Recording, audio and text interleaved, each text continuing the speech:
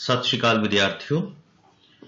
BEd सांझी प्रवेश ਪ੍ਰੀਖਿਆ ਵਿੱਚ भाग लैण वाले विद्यार्थियों ਨੂੰ GHD Khalsa college of education ਵੱਲੋਂ जी आया। ਅੱਜ ਅਸੀਂ ਗੱਲ ਕਰਨ ਲੱਗੇ ਹਾਂ ਭਾਰਤੀ ਸੰਵਿਧਾਨ ਵਿੱਚ ਸੁਰੱਖਿਅਤ ਮੁੱਲਾਂ ਬਾਰੇ। वैल्यूज़ भाव मुੱਲ। आम तौर ते जदों ਅਸੀਂ वैल्यूज़ ਦੀ ਗੱਲ ਕਰਦੇ ਹਾਂ ਜਾਂ ਮੁੱਲ ਦੀ ਗੱਲ ਕਰਦੇ ਹਾਂ, कई वैल्यूज़ ये लैके चलते हैं कि वैल्यू तो भाव हुंदा है कि किसी चीज़ की की कीमत है। ठीक है, मान लो असीं कोई चीज़ खरीदण जाने आ तां सानू उसकी कीमत दसी जाती है तां असीं उसनूं उसकी वैल्यू मान लैंदे आ। ठीक है, जां असीं कह दिंदे आ भी इस चीज़ का मुੱਲ की है। ठीक है, उहनूं भी असीं वैल्यूज़ का ही नाम दिंदे आ। ते पर इत्थे वैल्यूज़ तो भाव वैल्यूज़ असीं एक होर टर्म जिहड़ी होर ढंग नाल इस नूं वरतदे हां कि असीं किसी नूं जे मान लो ये कहने कि तैनूं साडीआं भावनावां दी कोई वैल्यू नहीं है, तेरे लिए मेरी भावना की कोई वैल्यू नहीं है, तो उत्थे वैल्यू का मतलब थोड़ा जिहा वखरा हो जाता है। ठीक है, हमेशा ज़्यादातर वैसे का मतलब कीमत तो ही हुंदा, पर कीमत कित्थे कित्थे मतलब सिर्फ पैसिਆਂ वाली कीमत नहीं, होर भी कई चीज़ां हुंदियां ने जिन्हां दी वैल्यू सानूं समझण दी जरूरत हुंदी है। ठीक है, हुण इत्थे इस मतलब जिहड़ा ये तुहाडा पेपर है एंट्रेंस टैसट जिहड़ा तुसीं देना है, इत्थे उन्हां वैल्यूज़ की गल कीती जाऊगी जां उन्हां कीमतां की गल कीती जाऊगी जिहड़ी मतलब नैशनल लैवल दे उत्ते सानूं मिलदियां ने। ठीक है, जिहड़ी साडे कौमी दस्तावेज़ दे विच सानूं दित्तियां गईयां ने, तां इत्थे असीं उन्हां कॉन्स्टिट्यूशनल प्रोविजनस की गल करांगे इन रिलेशन टू एजुकेशन, जिहदा सीधे तौर ते जिहड़ा संबंध हैगा ओह सिक्ख्या नाल है। ठीक है, हुण इहदे विच की आ जांदा है कि इस च आर्टिकल्स आ जांदे ने। मेन तौर ते आर्टिकल्स की गिणती बहुत ज़्यादा हुंदी है। ठीक है, पर असीं ओह वाले आर्टिकल्स करांगे जिहड़े मतलब पिछले बहुत बार पेपरां च उन्हां नाल संबंधित सवाल बहुत बारी आए हुए ने। ठीक है, तो असीं उन्हां आर्टिकल्स की ही गल करांगे। तुसीं इस तो वध आर्टिकल्स भी याद कर सकते हो, पर जिहड़े आर्टिकल्स इस वीडियो दे विच तुहाडे नाल साझे कीते गए ने तां ओह आर्टिकल्स तुसीं बिल्कुल चंगे तरीके नाल इहनूं तुसीं रट्टा भी कह सकते हो, क्योंकि सीधे सीधे रट्टे वाली गल हुंदी है। ठीक है, हुण जे आर्टिकल 15 तुहाडे स्क्रीन ते तुहानूं दिख रहा होएगा, आर्टिकल 15 ਇਹਦੇ ਵਿੱਚ 4-5 शब्द लिखे गए ने। ठीक है, तो उन्हां शब्दां नूं मद्देनज़र रख के तुसीं ये रखना है कि आर्टिकल 15 सानूं की दसदा है। ठीक है, आर्टिकल 15 कहंदा है prohibition of discrimination on grounds of religion, caste, race, sex, place of birth. मतलब ये हैगा कि मान लो किसी का कोई भी धर्म है जां किसी की कोई भी जात है, रेस का मतलब हुंदा नस्ल, किसी भी नस्ल का है। सैक्स, सैक्स तो भाव इत्थे हैगा भावें कोई मुंडा है भावें कोई कुड़ी है, ईवन हुण असीं ट्रांसजेंडर की भी गल कर सकते हैं। ठीक है, तो लास्ट हैगा प्लेस ऑफ बर्थ, भी किसी का बर्थ किस थां ते होया।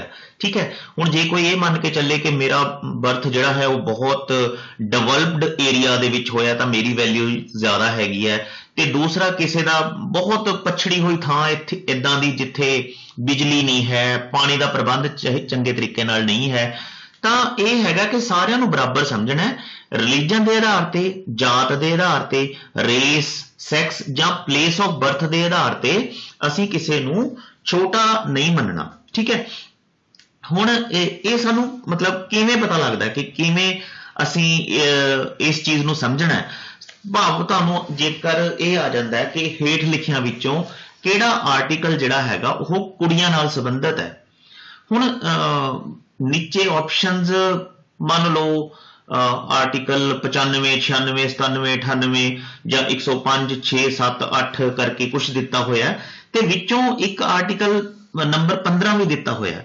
तो जिहड़ा ये आर्टिकल 15 है इहदे विच जिहड़ा ये पॉइंट है रिलीजन, कास्ट, रेस ते सैक्स। सैक्स तो भाव यह है भी भावें कोई मेल होवे ते भावें कोई फीमेल होवे, कि इहदे आधार ते असीं किसी तरह का किसी नाल वितकरा जिहड़ा हैगा ओह नहीं करना। ਤਾਂ ਇੱਥੇ ਸਾਨੂੰ ਬਿਲਕੁਲ ਸਪਸ਼ਟ ਹੋ ਜਾਏਗਾ ਕਿ ਅਸੀਂ ਮਤਲਬ ਉਸ ਦਾ ਜਿਹੜਾ ਜੇ ਆਪਸ਼ਨਾਂ ਸਾਨੂੰ ਆਉਂਦੀਆਂ ਨੇ ਤਾਂ ਆਰਟੀਕਲ 15 ਜਿਹੜਾ ਹੈਗਾ ਅਸੀਂ ਉਹਨੂੰ ਟਿਕ ਕਰਨਾ ਹੈ, ਕਿਉਂਕਿ ਇੱਥੇ ਮੇਲ ਤੇ ਫੀਮੇਲ ਦੀ ਗੱਲ ਕੀਤੀ ਜਾ ਰਹੀ ਹੈ। ਮਤਲਬ ਆਮ ਤੌਰ ਤੇ ਅਸੀਂ ਫੀਮੇਲ ਦੀ ਗੱਲ ਕਰਾਂਗੇ ਕਿਉਂਕਿ ਡਿਸਕ੍ਰਿਮੀਨੇਸ਼ਨ ਜਿਹੜਾ ਹੈ ਉਹ ਫੀਮੇਲ ਨਾਲ ਜ਼ਿਆਦਾ ਹੁੰਦਾ ਹੈ। ਤਾਂ ਇਹ ਮਤਲਬ ਜਿਹੜਾ ਡਿਸਕ੍ਰਿਮੀਨੇਸ਼ਨ ਹੈ ਮੇਲ ਤੇ ਫੀਮੇਲ ਦਾ ਉਹ ਵੀ ਇਸ ਆਰਟੀਕਲ ਦੇ ਵਿੱਚ ਸ਼ਾਮਲ ਹੋ ਜਾਂਦਾ ਹੈ। ਨੈਕਸਟ ਹੈਗਾ ਜੀ ਆਰਟੀਕਲ 25 ਆਰਟੀਕਲ ਜਿਹੜਾ 25 ਹੈ ਉਹ ਸਾਨੂੰ ਦੱਸਦਾ ਹੈ ਰਾਈਟ ਟੂ ਪ੍ਰੋਪੇਗੇਟ ਰਿਲੀਜਨ। ਠੀਕ ਹੈ, ਰਾਈਟ ਟੂ ਪ੍ਰੋਪੇਗੇਟ ਰਿਲੀਜਨ ਮਤਲਬ ਇਹ ਹੈਗਾ ਕਿ ਧਰਮ ਨੂੰ ਜਿਵੇਂ ਮਰਜ਼ੀ ਪ੍ਰੋਪੇਗੇਟ ਕੀਤਾ ਜਾ ਸਕਦਾ। ਕੋਈ ਵੀ ਜਿਹੜਾ ਹੈਗਾ ਮਤਲਬ ਇਸ 'ਚ ਲਿਖਿਆ ਕੀ ਹੋਇਆ ਕਿ ਜਿਹੜੇ ਨਾਗਰਿਕ ਹੁੰਦੇ ਆ ਭਾਰਤ ਦੇ ਜਿਹੜੇ ਨਾਗਰਿਕ ਹੈ ਉਹ ਕਿਸੇ ਵੀ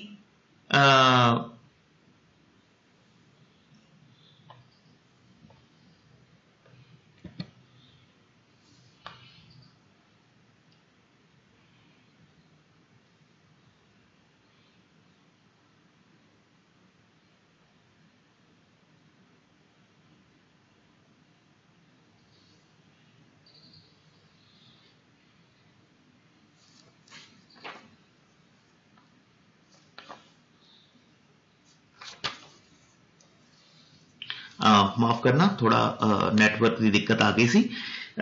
आवाज़ उम्मीद करदा कि मेरी हुण ठीक सुनाई दे रही होएगी।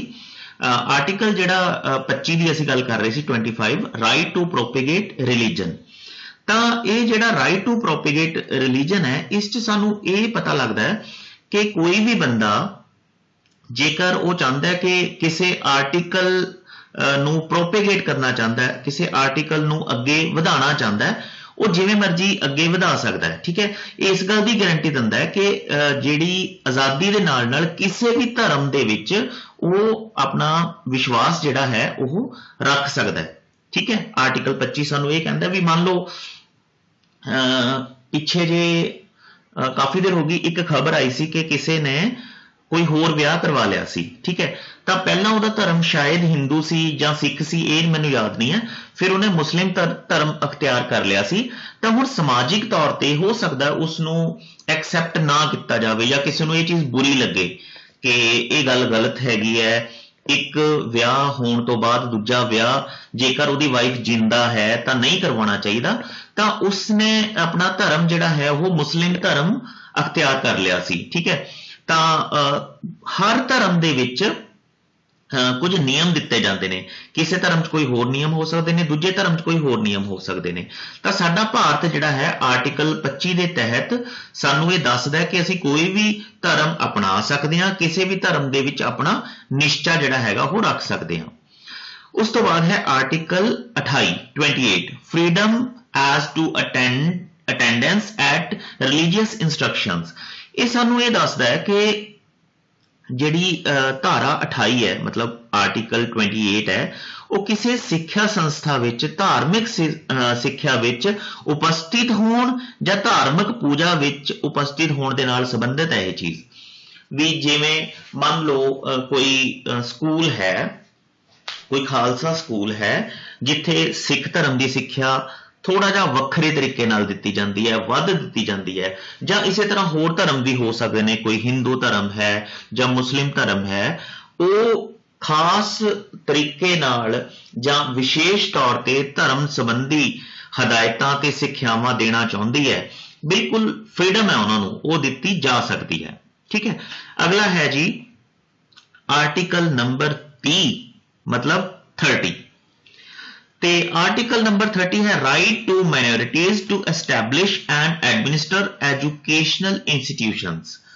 ਇਹ ਤੋਂ ਭਾਵ ਇਹ ਹੈਗਾ ਕਿ ਕੋਈ ਵੀ ਬੰਦਾ ਜਿਹੜਾ ਹੈਗਾ ਉਹ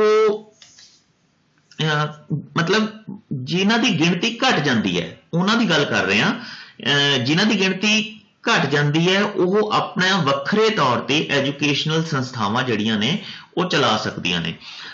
ਜਿਵੇਂ ਆਪਾਂ ਮੰਨ ਕੇ ਚੱਲੋ ਕਿ ਭਾਰਤ ਦੇ ਵਿੱਚ ਕੁਝ ਅਲੱਗ-ਅਲੱਗ ਧਰਮਾਂ ਦੇ, ਅਲੱਗ-ਅਲੱਗ ਜਾਤਾਂ ਦੇ, ਅਲੱਗ-ਅਲੱਗ ਕੌਮਾਂ ਦੇ ਲੋਕ ਰਹਿੰਦੇ ਨੇ।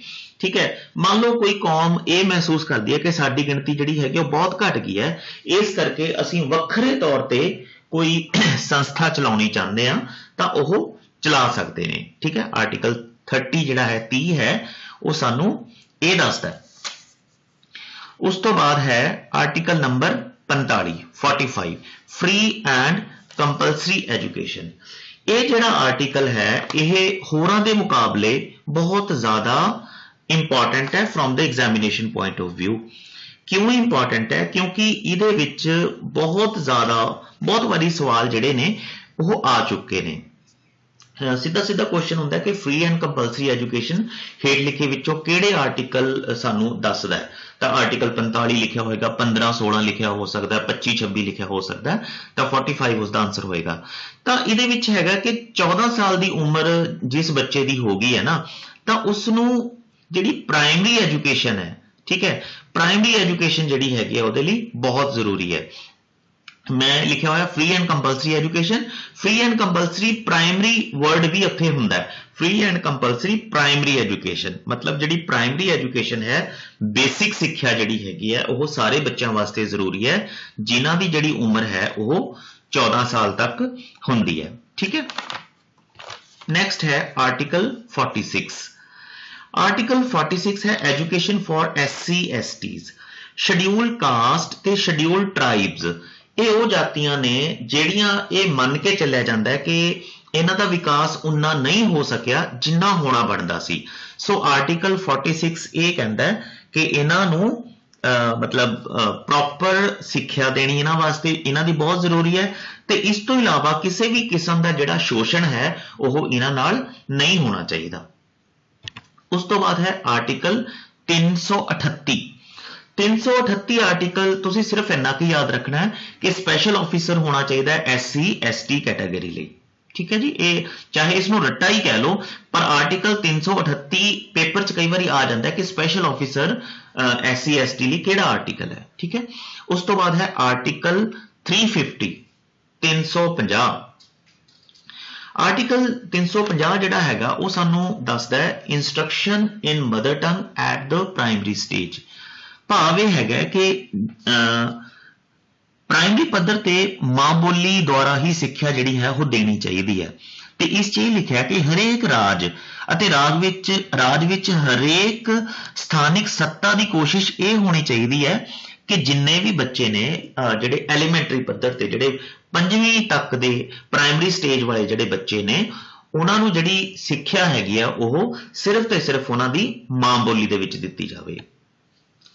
आर्टिकल 351 स्प्रैड ऑफ हिंदी, ये हिंदी नाल संबंधित है। ये मतलब ये हैगा कि केंद्र की जिहड़ी हैगी है जिम्मेवारी बनती है कि राष्ट्र की जिहड़ी हिंदी भाषा हैगी है वो राष्ट्रीय भाषा साडी, तां ओहनूं मतलब चंगी तरह फैलाया जाए, स्प्रैड किया जाए।